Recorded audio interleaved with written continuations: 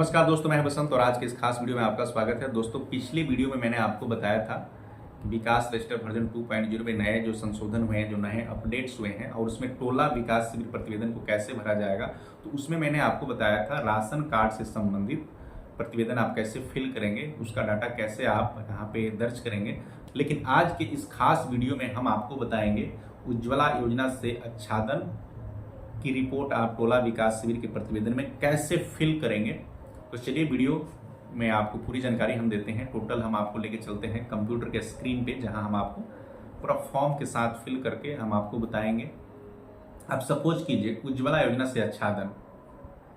अब मैं आ गया हूं कंप्यूटर के स्क्रीन पे, जहां पे आपको दिख रहा है टोला शिविर प्रतिवेदन। उसमें हम दूसरे नंबर का जो कॉलम है उज्ज्वला योजना से आच्छादन की स्थिति को हम कैसे टोला विकास शिविर में दर्ज करेंगे।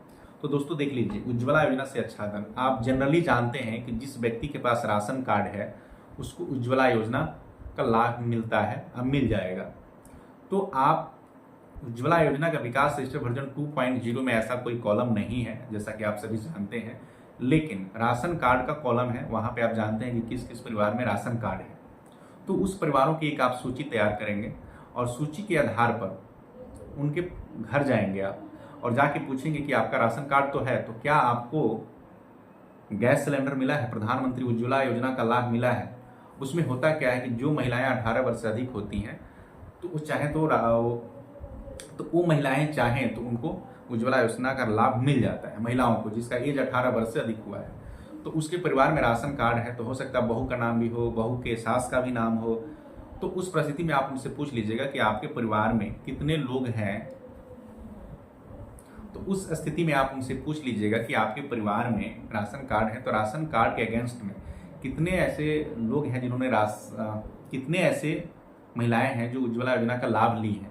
तो घर के लोग बता देंगे कि मेरे यहाँ 2 कनेक्शन है, मेरे यहाँ 1 कनेक्शन है, मुझे नहीं मिला है।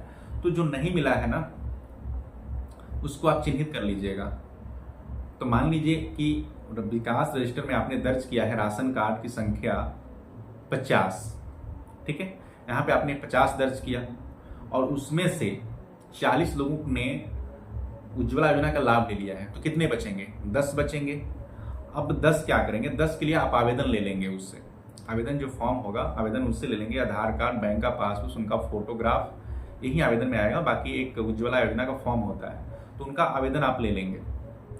तो आवेदन ले लेंगे तो आवेदन को क्या करेंगे आप, जो आपके नज़दीकी गैस एजेंसी है उनको आप सबमिट करेंगे। उनसे बाकायदे आप रिसीविंग ले लेंगे कि मैंने आपके इतने आवेदन दिए, इस आवेदन को निष्पादित कीजिए और इनको गैस सिलेंडर देने का काम कीजिए। तो इस प्रपत्र में कैसे भरेंगे आप? तो कैंप की तैयारी के दौरान, कैंप तिथि से पूर्व, क्योंकि ये सारे काम आप तिथि से पूर्व पहले कर रहे हैं, तो आप यहाँ पे मान लीजिए 50 परिवारों की संख्या है, 40 को गैस कनेक्शन मिल गया है, 10 बचे हैं, 10 का आपने आवेदन ले लिया, तो यहाँ पे आप प्राप्त में लिखेंगे 10 आवेदन। उसके बाद अब कैंप की तिथि से पहले फिर आप उस गैस एजेंसी से जाके मिलेंगे। तो उसने कहा कि भाई 10 आवेदन तो हमने लिया था, लेकिन 8 आदमी को गैस कनेक्शन मिल जाएगा, 2 में किसी प्रकार की कोई दिक्कतें हैं, इनका केवाईसी नहीं हो पा रहा है, इनको नहीं मिल पाएगा।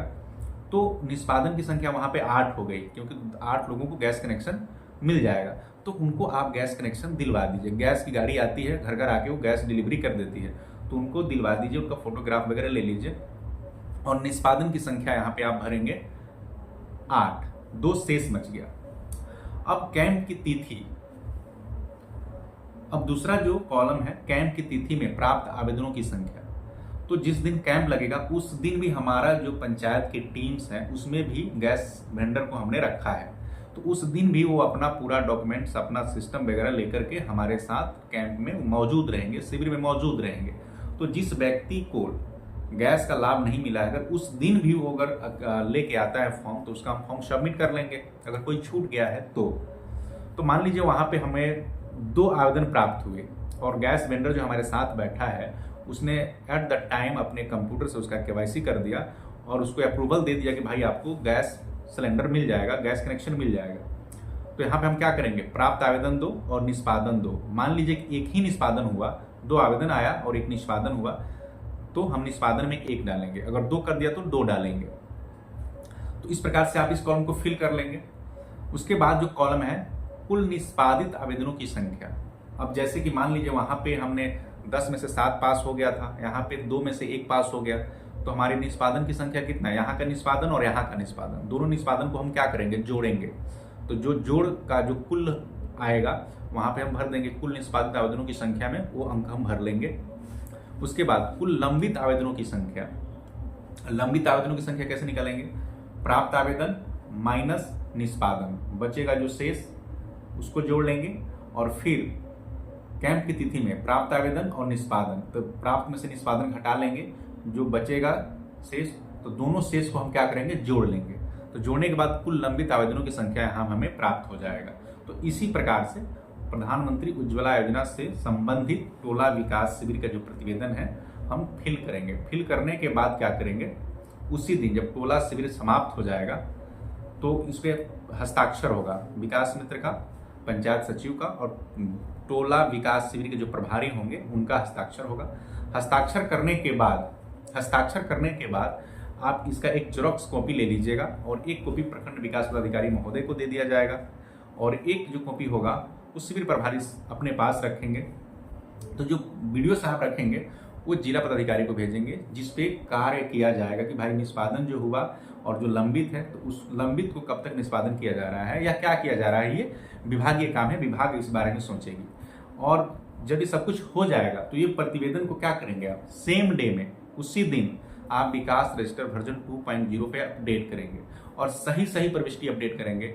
हड़बड़ी में नहीं करेंगे, हड़बड़ काम नहीं करेंगे, एकदम निश्चिंत होकर के, एकाग्रित होकर के इस प्रतिवेदन को विकास रजिस्टर वर्जन 2.0 पर अपडेट करेंगे।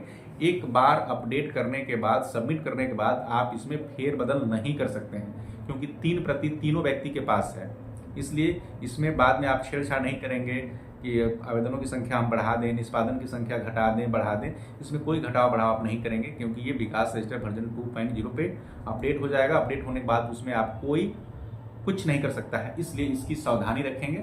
वीडियो अगर आपको अच्छा लगे तो लाइक कीजिए, चैनल को सब्सक्राइब कीजिए, और अभी तक हमारे साथ बने रहे हृदय की गहराइयों से आपको बहुत बहुत धन्यवाद।